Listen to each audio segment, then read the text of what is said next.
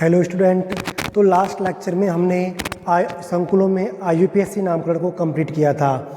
इस लेक्चर में हम लोग शुरू करने जा रहे हैं संकुल यौगिकों में समावयवता, यानी कि संकुल जो यौगिक होते हैं उनमें समावयवता कितने प्रकार की पाई जाती है, वह किस किस प्रकार से पाई जाती है, ये सभी हमें अध्ययन करना है। तो आइए देखते हैं संकुलों में समावयवता। सबसे पहले हम समावयवता की परिभाषा देखते हैं, यानी कि परिभाषा क्या होती है। परिभाषा है एक ही अणुसूत्र से प्रदर्शित होने वाले दो या दो से अधिक यौगिक जिनके गुणों में भिन्नता पाई जाती है समावयवी कहलाते हैं तथा यह घटना समावयवता कहलाती है। बात क्या है कि दो या दो से अधिक यौगिक ऐसे होंगे जिनके अणुसूत्र समान होंगे। जैसे कि यहाँ पे देखिए, ये देखिए B5, चलो B6 C, ये कोई एक अणु है ना। तो इसी अणु को मैं दोबारा लिख रहा हूं A B6 CD और D, ये इस प्रकार का है। इन दोनों के यदि हम संरचना सूत्र देखें तो अलग अलग हैं, संरचना सूत्र अलग अलग हैं, लेकिन यदि इनके हम अणुसूत्र देखें तो अणुसूत्र क्या होगा। इसका अणुसूत्र क्या है AB5CD।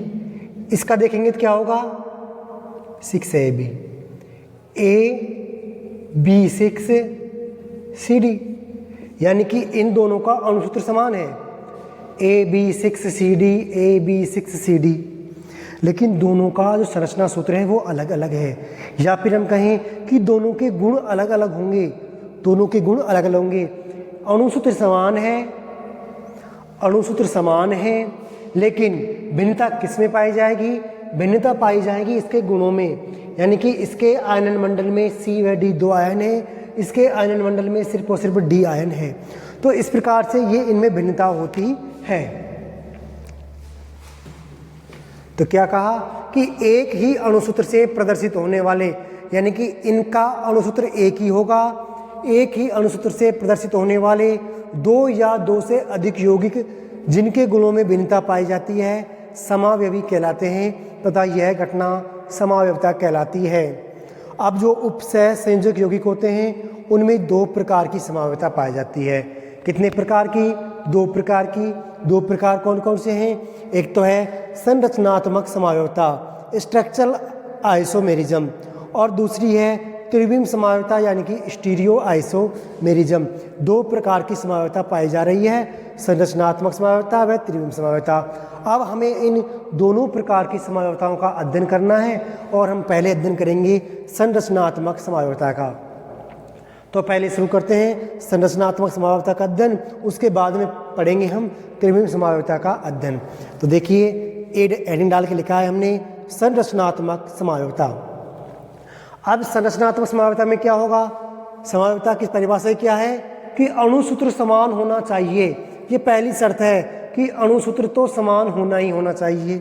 तो अणुसूत्र समान होगा, लेकिन संरचना सूत्र एवं IUPAC नाम भिन्न भिन्न होंगे तो वे संरचना समावयवी कहलाएंगे। संरचना समावयवी कौन से यौगिक कहलाएंगे? जिनका अणुसूत्र तो समान है लेकिन संरचना सूत्र और IUPAC नाम अलग अलग हैं। उन्हें हम क्या कहेंगे? उन्हें हम संरचनात्मक समावयवी कहेंगे। अब जो संरचनात्मक समावयवता है यह भी कई प्रकार की होती है जिसका हमें अध्ययन करना है। तो हम एक एक करके सबका अध्ययन करते हैं। सबसे पहले देखते हैं हम आयनन समावयवता। आयनन समावयवता यानी कि संरचनात्मक समावयवता के कई प्रकार होते हैं, उनमें पहला प्रकार है आयनन समावयवता। अब आयनन समावयवता क्या होगी? एक ही अणुसूत्र से प्रदर्शित होने वाले दो या दो से अधिक यौगिक जिनके जल अपघटन से अलग अलग आयन मिलते हैं। यानी कि अणुसूत्र तो समान होगा इनका, लेकिन जब हम इनका जल अपघटन करवाएंगे तो हमें इनके आयनन से अलग अलग आयन प्राप्त होंगे। जल अपघटन से क्या होंगे? अलग अलग आयन प्राप्त होंगे। तो इन्हें हम आयनन समावयवी व इस घटना को आयनन समावयवता कहते हैं। एक बार फिर से देखिए, एक ही अणुसूत्र से प्रदर्शित होने वाले दो या दो से अधिक यौगिक जिनके जल अपघटन से अलग अलग आयन मिलते हैं तो इन्हें आयनन समावयवी एवं इस घटना को आयनन समावयवता कहते हैं। अब जो आयनन समावयवता है वो उत्पन्न क्यों होती है, तो उसको भी हमने यहाँ पर लिखा है कि ये क्यों उत्पन्न होती है। आयनन समावयवता आयनन मंडल एवं समन्वय मंडल के मध्य आयनों के आदान प्रदान से उत्पन्न होती है।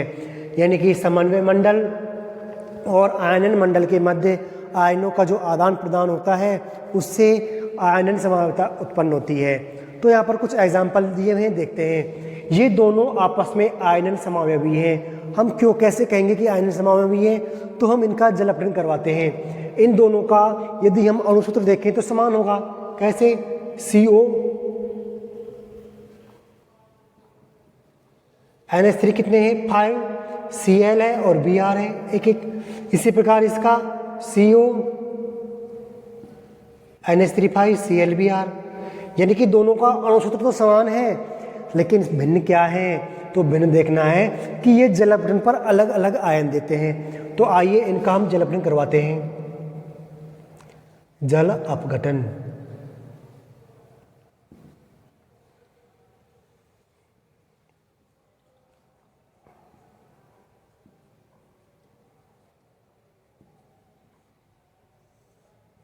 तो देखिए, यदि हम इसका जल अपघटन करवाएं तो हमने क्या कहा था कि ये अपघटित होने पर इनके जो आयनन करवाते हैं तो समन्वय मंडल एक आयन देता है, वह उसके बाहर आयनन मंडल में जो आयन होते हैं वो अलग से आयन देते हैं। तो इसके समन्वय मंडल का तो ये एक आयन बन जाएगा,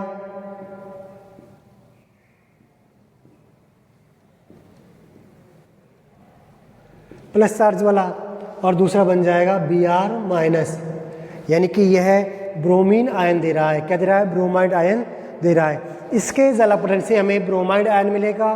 अब देखते हैं इस जल अपघटन से हमें क्या मिलने वाला है।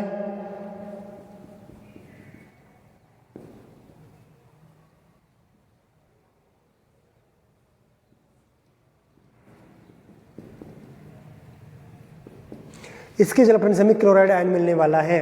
यानी कि हम इन दोनों का जल अपघटन करवाते हैं तो हमें अलग अलग आयन मिल रहे हैं। पहले वाले संकुल का यदि हमने जल अपघटन करवाया तो हमें ब्रोमाइड आयन मिला। यदि हम दूसरे वाले संकुल का जल अपघटन करवाते हैं तो हमें क्लोराइड आयन मिला। तो हम कह सकते हैं कि ये दोनों संकुल क्या हैं? ये दोनों संकुल आयनन समावयवी हैं।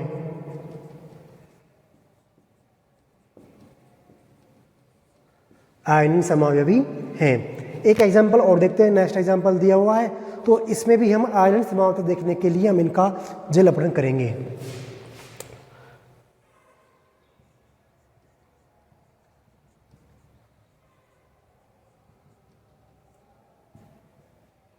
देखिए, इसका जल अपघटन करते हैं हम।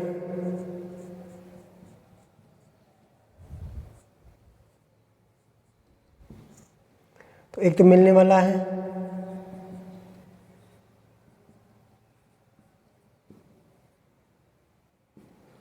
इस प्रकार से इसका आयनन हो जाएगा।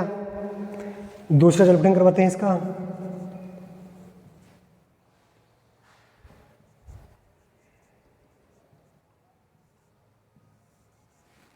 तो देखिए, इसका यदि आयनन करवाएंगे हम तो इससे भी हमें जो आयन मिलने वाले कुछ इस प्रकार से हैं।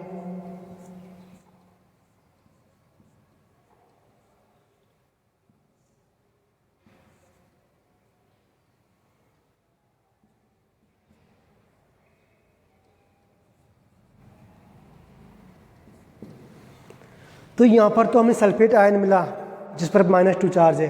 यहाँ पर हमें क्लोराइड आयन मिला जिस पर -1 चार्ज है।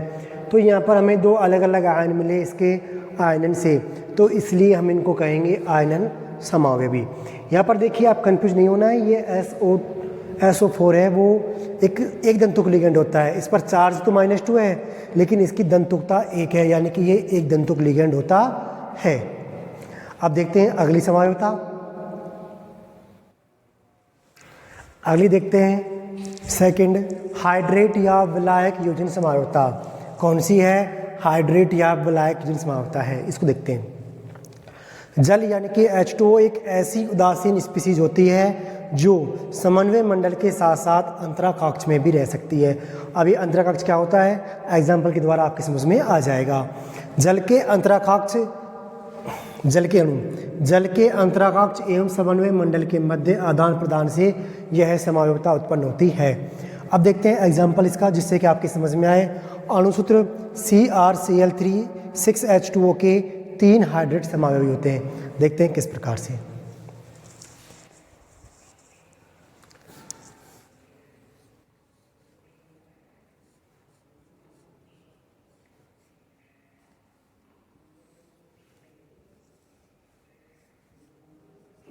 देखिए ये एक संकुल है जो इससे बनना चाहिए। आप प्राथमिक संयुक्ता द्वितीय संयुक्ता हमने पढ़ी थी तो हमने बनाना सिखाया था, तो आपकी समझ में आ गया किस प्रकार से बना है। तो इस प्रकार से ये बन जाता है। अब यहाँ पर क्या होता है कि अंतराकक्ष में Cl आयन है और ये H2O के अणु हैं, इनके बीच आदान प्रदान होता है। किस प्रकार से होता है देखिए,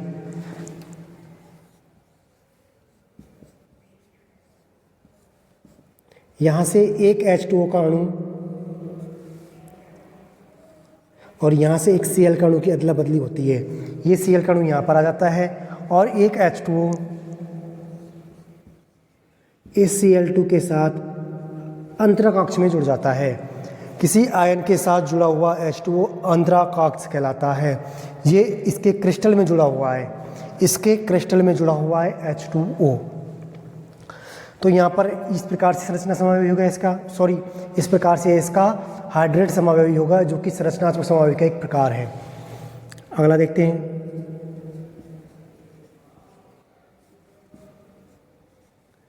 अब यहाँ पर 2 Cl आयन आ गए।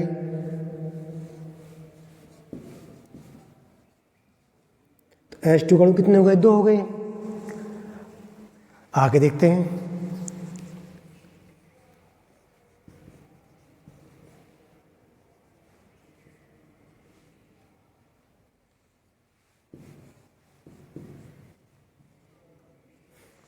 देखिए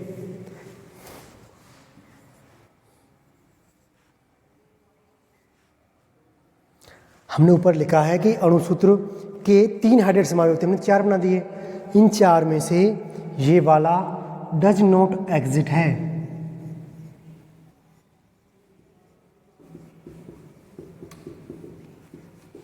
यानी कि ये अस्तित्व ही नहीं रखता है। हमने क्या कहा था कि H2O अंतराकक्ष में समन्वय मंडल के साथ साथ अंतराकक्ष में रह सकता है। ये तो इसका आयनन मंडल हो गया।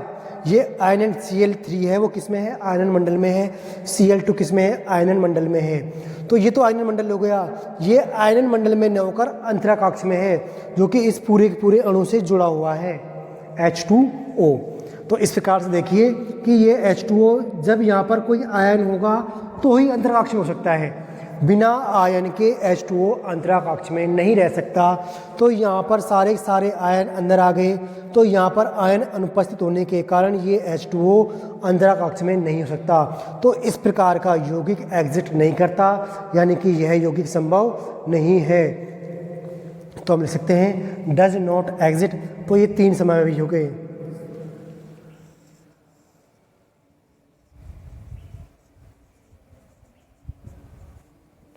तीन हाइड्रेट समावयवी। ये डज नॉट एग्जिट है। क्यों डज नॉट एग्जिट है? क्योंकि बिना आयनों के अंतराकक्ष संभव नहीं है।